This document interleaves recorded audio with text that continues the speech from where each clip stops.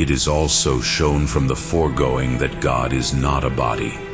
For every body, since it is continuous, is composed and having parts. But God is not composed, as has been shown. Therefore there is no body. In addition, every quantity is in some way in potentiality. For a continuous potentiality is divisible into infinity, and the number is infinitely increasable. But every body is a quantum. Therefore every body is in power, but God is not in power, but pure act, as has been shown. Therefore God is not a body.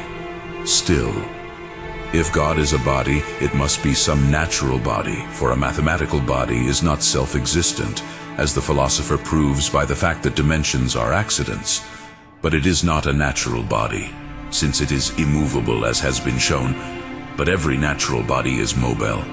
Therefore God is not a body.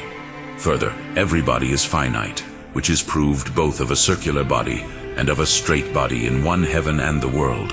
But we can transcend any finite body with understanding and imagination. Therefore, if God is a body, our understanding and imagination can think of something greater than God. And so God is not greater than our understanding. That is inappropriate. Therefore, it is not a body. Still, intellectual knowledge is more reliable than sensitive. Now something is found as the subject of sense in the nature of things, therefore also to the understanding. But according to the order of objects there is an order of powers as well as distinction. Therefore above all sensible things there is something intelligible existing in the nature of the world. Now every body existing in things is sensible. Therefore above all bodies something is more noble to receive. Therefore if God is a body, he will not be the first and greatest being. In addition, a living thing is more noble than any non-living body. But every living body has its own life more noble, since by this it has nobility above other bodies. That then in which nothing is more noble is not the body, but this is God. Therefore it is not a body. Again, the reasons of the philosophers for showing the same thing, proceeding from the eternity of motion, are found in this manner. In all eternal motion it is necessary that the first mover is not moved either by itself or by accident, as is clear from what has been said above. But the body of heaven moves in a circular motion with eternal motion. Therefore its prime mover is not moved either by itself or by accident. Now no body moves locally unless it is moved, because the mover and the moved must be at the same time, and thus a moving body must be moved, in order that it may be at the same time as the moving body. Nor does any power move in the body unless it is moved by accident, because by the movement of the body, the power of the body is moved by accident. Therefore the prime mover of heaven is not the body, nor is the power in the body. Now this to which the movement of heaven is ultimately reduced, just as it was to the first moving and immovable, is God. Therefore God is not a body. Still, no power is infinite in magnitude. The power of the prime mover is infinite power. Therefore it is not in any size. And so God, who is the first mover, is neither a body nor a power in a body. The first is thus proved. If the power of something's magnitude is infinite, then it will either be of finite magnitude or infinite. There is no infinite magnitude, as is proved in Physics 3 and in 1, heaven and world. But it is not possible for a finite magnitude to have an infinite power, and so in no size can there be infinite power. Now that in finite size there cannot be infinite power is thus proved. An equal effect which a lesser power produces in a greater time, a greater power produces in a lesser time. Whatever that effect may be, whether it be according to alteration, or according to local motion, or according to any other motion. But infinite power is greater than finite power. Therefore it must accomplish the effect in less, by moving more quickly than any finite power. Nor can it be that there is less time. It is therefore left that this will be an indivisible time. and so they will move and be moved, and movements will be in the instant. The opposite of this was shown in 6 of physics. Now that a power of infinite magnitude cannot move in time is thus proved again. Let there be an infinite power which is let him receive a part of that which is from. Therefore this part will move in a larger time. It will be necessary, however, that there should be some proportion of this time to the time in which the whole power moves, since both times are finite. Let these 2 times therefore be in a 10-fold proportion to each other, for it does not differ as far as this ratio is concerned to say this or that proportion. But if it be added to the aforesaid finite power, it will be necessary to decrease the time according to the proportion of the addition to the power, since a greater power moves in a less time. If therefore 10-fold is added, that power will move in a time which will be the 10th part of the time in which the first part moved, receiving infinite power, that is, from, and yet this power, which is 10-fold of it, is a finite power, since it has a definite proportion to a finite power. It is therefore left that which moves in equal time, a finite and an infinite power. That is impossible. Therefore an infinite potential of finite magnitude cannot move in any time. Now that the power of the prime mover is infinite is thus proved. No finite power can move in infinite time, but the power of the first mover moves in infinite time, because the first movement is eternal. Therefore the power of the prime mover is infinite. The first is thus proved.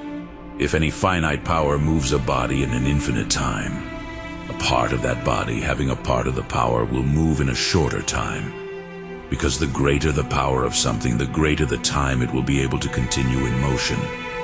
And thus, the aforesaid part will move at a finite time, but the greater part will be able to move in a greater time.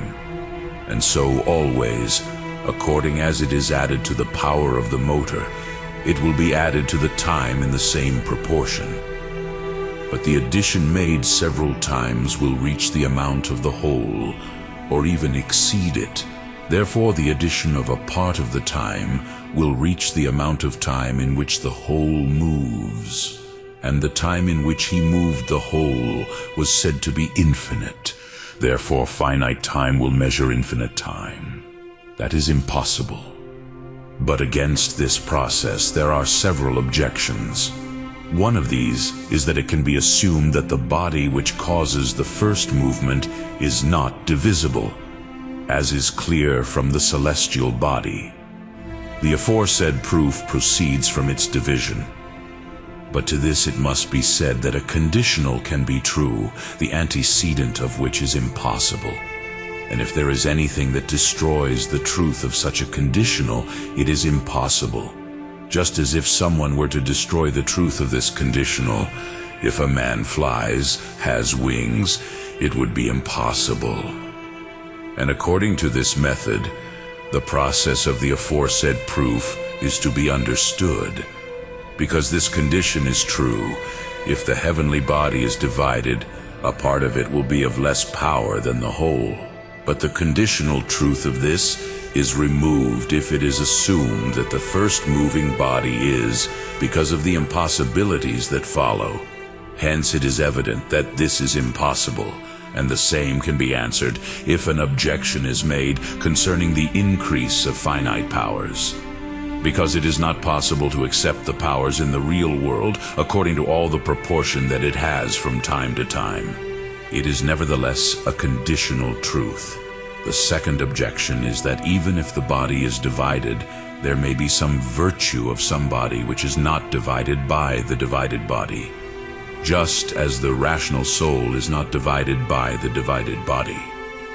And to this it must be said that by the aforesaid process it is not proved that God is not united to the body as the rational soul is to the human body, but that there is no power in the body like material power, which is divided to the division of the body. Whence also it is said of the human intellect that it is not a body, nor a power in the body. now that God is not united to the body as the soul is of another reason.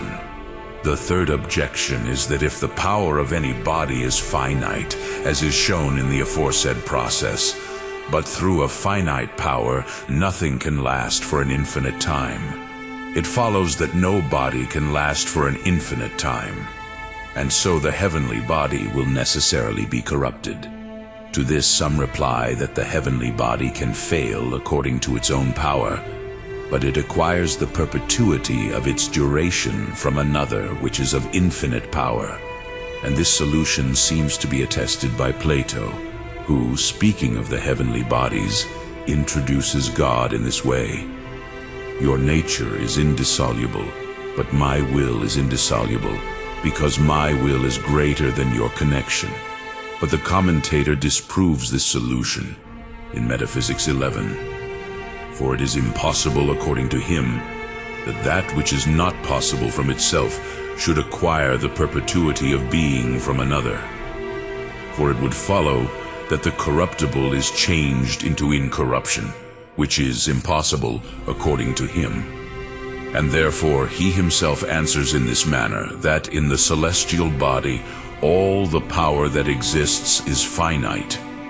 It is not necessary, however, that it should have all power, for in the celestial body, according to Aristotle, in 8 Metaphysics, there is power to wear, but not to be. And so it is not necessary that it has the power not to exist. It should be noted, however, that this response of the commentator is not sufficient. For although it is granted that in the celestial body there is no power as passive to exist, which is the power of matter, yet there is in it a power as active, which is the virtue of being, since Aristotle expressly says in the first chapter of Heaven and the World that heaven has the power to always be. And therefore it is better to say that when power is said to act, it is necessary to judge of power according to the manner of the act. Motion, of its own nature, has quantity and extension. Hence its infinite duration requires that the moving power be infinite. Being, however, does not have any extension of quantity, especially in matters whose being is invariable, like the sky. And therefore it is not necessary that the power of being should be infinite in a finite body, even if it lasts indefinitely, because it does not differ that by means of that power something should last in one instant or infinite time, since that invariable being is not reached by time except by accident. The fourth objection is that it does not seem to be necessary that what moves in infinite time should have infinite power in those that move, which are not changed by moving. Because such motion consumes nothing of their power, hence they cannot move in less time after they have moved for some time than before, just as the power of the sun is finite, and because its active power is not diminished in acting, it can act on these lower things for an infinite time according to its nature. And to this it must be said that the body moves nothing but motion, as has been proved. And therefore if it happens that a body is not moved, it will follow that it is not moved. But in everything that is moved there is a potential for opposites, because the limits of motion are opposites. And therefore, as far as it is of itself, every body that is moved is possible not to be moved, and that which is possible not to be moved does not have of itself to be moved in perpetual time. And so, nor that which moves in perpetual time. The foregoing demonstration proceeds, therefore, of the finite power of a finite body which cannot move of itself in infinite time. But a body which is of itself capable of being moved and not moved, of moving and not moving, can acquire the perpetuity of motion from something. That must be incorporeal, and therefore the first mover must be incorporeal, and thus nothing prevents a finite body according to nature, which acquires perpetuity in moving from another, from also having perpetuity in moving. For even the first celestial body itself, according to nature, can by perpetual motion overturn the lower celestial bodies, according as the sphere moves the sphere.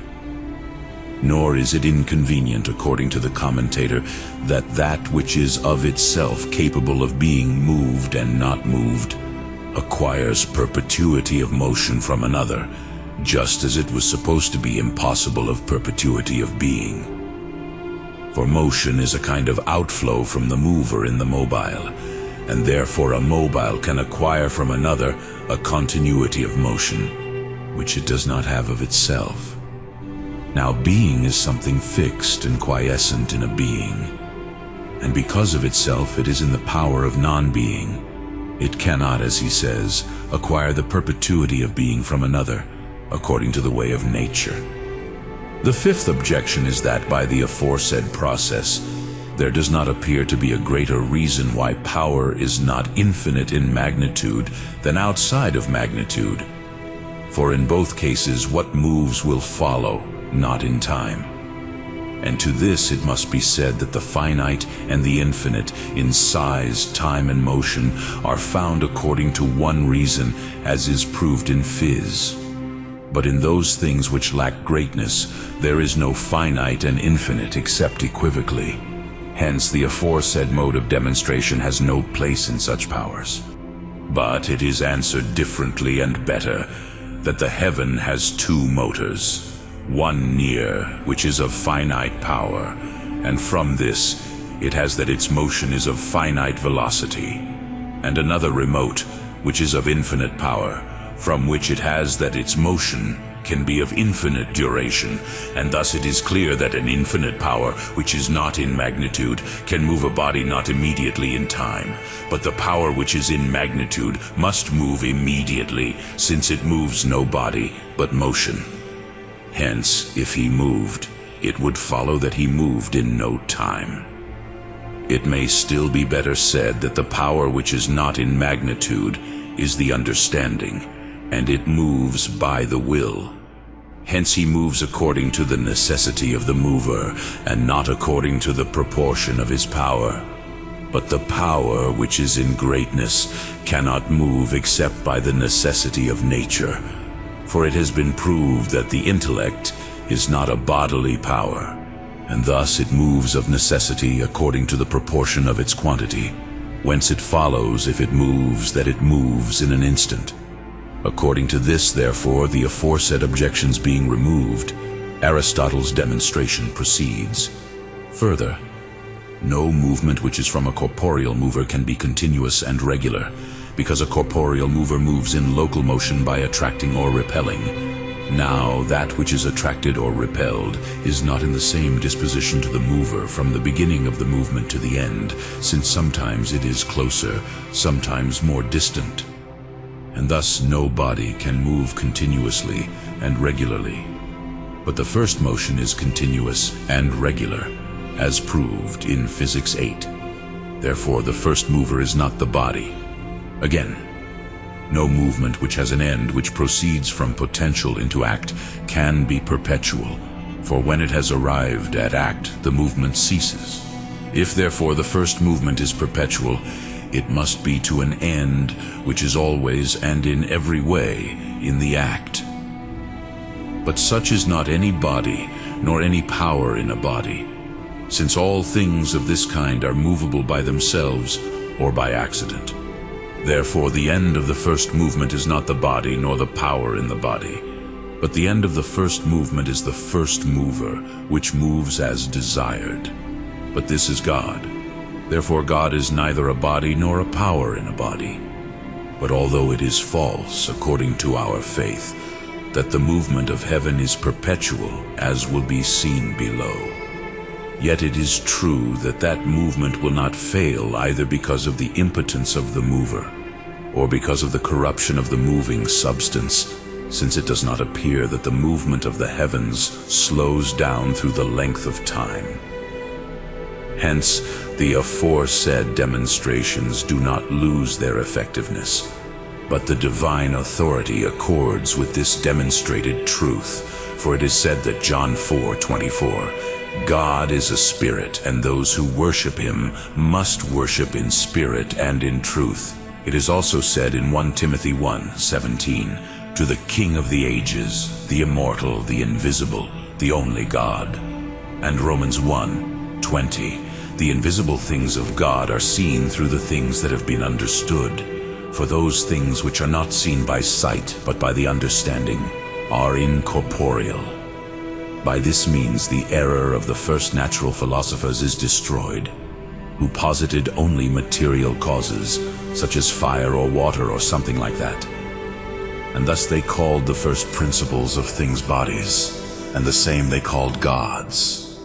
Among whom there were also some who put forward reasons for friendship and litigation. They are also refuted for the above reasons. For since strife and friendship are in bodies according to them, it follows that the first moving principles are virtues in the body.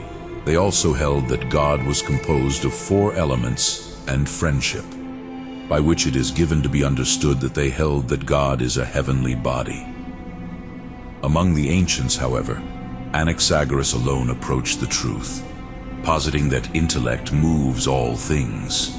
With this truth also the Gentiles are rebuked, who hold that the very elements of the world and the virtues existing in them are gods, such as the sun, the moon, the earth, water, and the like, having occasion from the aforesaid errors of the philosophers.